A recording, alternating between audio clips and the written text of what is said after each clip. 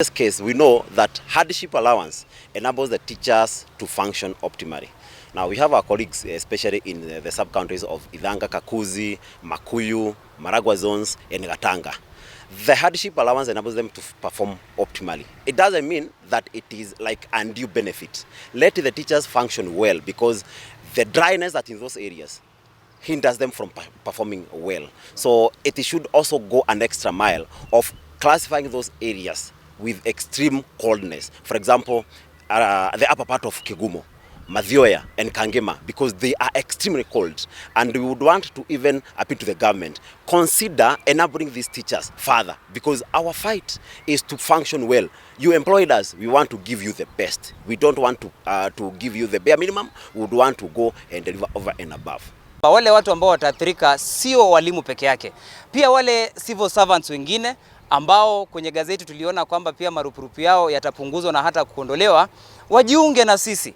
Na pia chama hichi cha Kethawa ambao kinaongozwa na wakili Ndungu hapa, wakuje tuungane pamoja. Itakuwa ni aibu kubwa jamani, ya kwamba serikali inataka kusave pesa kwa kuondoa hizi shilingi kidogo chache ambazo mwalimu anapata kwa payslip yake. Walimu power. Kwa hivyo tunawaomba tuje pamoja ili tukapate kusonga mbele, na tuambie serikali ya kwamba mwalimu anastahili hadhi yake katika jamii. Walimu power. Walimu power. Asante sana. Tungeomba koti ya kwamba waangalie mwalimu wa kawaida, waangalie mwalimu yule ambaye anateseka, yale marupurupu ambayo anapatiwa ni madogo sana.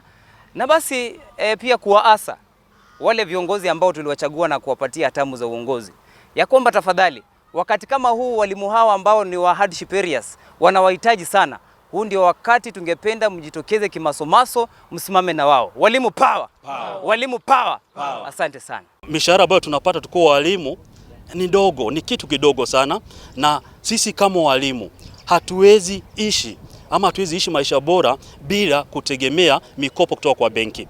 Na walimu wengi katika maeneo kame wamechukua mikopo kutoka kwa benki, na hata riba imekuwa juu sana. Kwa hiyo serikali ikiamua kutoa maeneo kame ama zile pesa zinapewa ama marupurupu ya maeneo kame, walimu wengi wataathirika kisaikolojia, kwa sababu tumeshaanza kuwa na hofu. Hizi pesa zikitolewa tutalipa mikopo kwa njia gani? Je, zile vitu tumeweza kununua kwa kutumia mikopo, je, zitakuja kuchukuliwa na benki? Kwa sababu hatujui, kwa hiyo hatuna lingine na hatuna mapato mengine tunapata kutoka walimu. Kazi yetu ni sisi tuko walimu, haturuhusiwi kufanya kazi nyingine. Na hatuja kuwa tukifanya kazi nyingine yoyote. Kwa hiyo yale tu tunategemea ni ule tu mshahara tunapata kutoka kwa TSC, na hardship imekuwa ikitusaidia sana. Na zile pesa zikitolewa, kwa mfano mimi mwenyewe, pesa zangu karibu zote nimezitumia mpaka 1/3. Nimechukua mikopo ili niweze kujiendeleza kimaisha.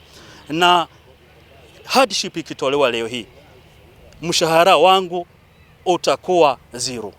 Utakuwa zero. Kwa hiyo hata nitakuwa nadaiwa na benki nitakuwa hata nadaiwa na benki, na hata sijui sana nitafanya nini, na nitakuwa hata nafika shuleni aje, kwa sababu hata nauli ya kufika shuleni itakuwa ni balaa kupata.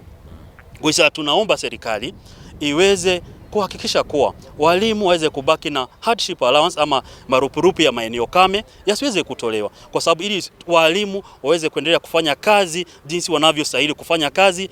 Walimu wawe na heshima hata katika jamii. Walimu wengi leo hii hardship ikitolewa, walimu wengi wataanza kuteseka. Walimu watakosa hata mavazi, yataanza kuisha. Kwa hiyo wataanza kutembea na nguo ambazo hata zimeraruka. And this emanated from a document that was generated by the Prime Cabinet Secretary trying to reclassify hardship areas of teachers. And we know Murang'a has about 1,821 teachers who already enjoy hardship allowance. And the reason we moved to court under certificate of urgency in an application was to make sure that we get conservatory orders, to make sure that the reclassification does not take place, so that some of the areas that are already enjoying hardship allowance, like these areas of Murang'a with over 1,861 teachers, are not affected. Because when they are affected, these teachers will really suffer, because they don't even have that hardship allowance in the first place.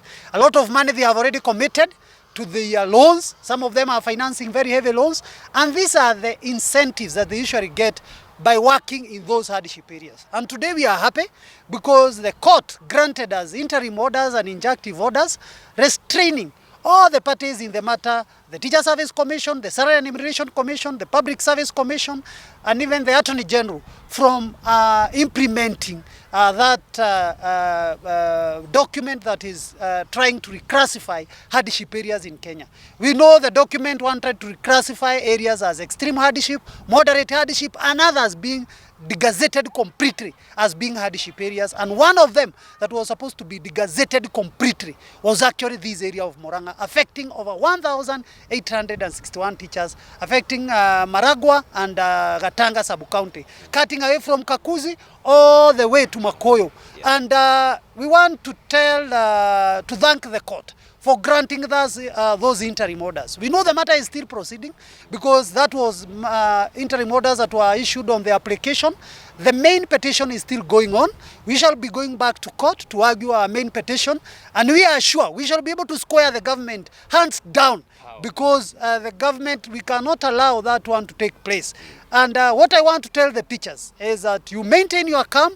We are fighting for you in court. We are sure the court will give us just, the court will listen to us, because the issues we have presented are serious issues. And what we cannot allow, and we shall fight to the end, is somebody trying to take away the retro coin that the teachers receive. Because even you look at the allowance they receive as hardship, is actually ranges from 6,600. That is peanut money, and the government can get money from elsewhere. It doesn't have to take away hardship allowance in order to boost the budget that they are trying to finance. We know they wanted to save around 6 billion out of it, and what we are even praying is hardship allowance should even be increased, because now it's being given as flat rate. We want it to even to be increased to be 50% of the basic salary of a teacher. So that if a teacher is getting around that 30,000, the hardship allowance should be 15,000. If a teacher is getting 40,000 basic salary, hardship allowance should be 20,000. If a teacher is getting 50,000 basic salary, hardship allowance should be 25,000.